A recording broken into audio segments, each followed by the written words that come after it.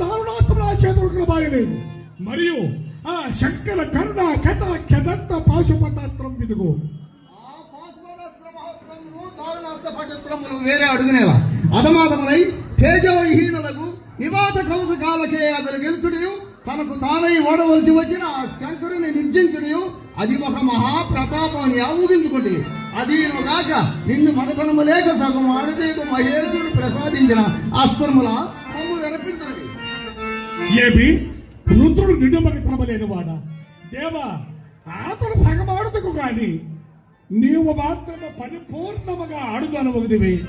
నిరంతర నారీలోనువు నీవు పగతుండు భార్యను జుట్టుబట్టి వీడ్చి కోకలు ఒలుతుండగా అప్రయోజకుడు అట్లు చూచుతూ ఓరకుండి అనుకుంది. సిగ్గును తలవంతు కనుక ఇంకనూ ప్రగల్పములు అనుకుంటుంది. దేవా,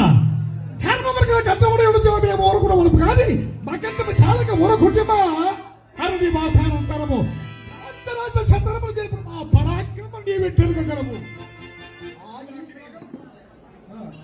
ఈ ప్రకల్పలకేమిలే మందాకిని నందన గొప్ప సమ్మో రాజే ప్రముఖ వీర యోగత కల్పితముకు దాస్త రాష్ట్ర సైన్యము నీచే అవలీలుగా నిర్మూలింపబడినంత తేజోహీనముగా లేదు. ఎన్ని మాటలు మీరు సున్నదే ఇటు అతిక్రాంత మర్యాద ఎలా వదలుసున్న నీదు చిరుసును అది చక్రమును కలిగేచ్చదా కాచుకోము. నీ చక్రాంత ప్రతిమానముకు నాకు గాంధీవము ఉన్నది. ఉన్నదిలే గాంధీవు మృగమును సంపు కిరాతక విధమున విల్లు చేపలినంత మాత్రమున ఎవరికి వెలపగలుగును.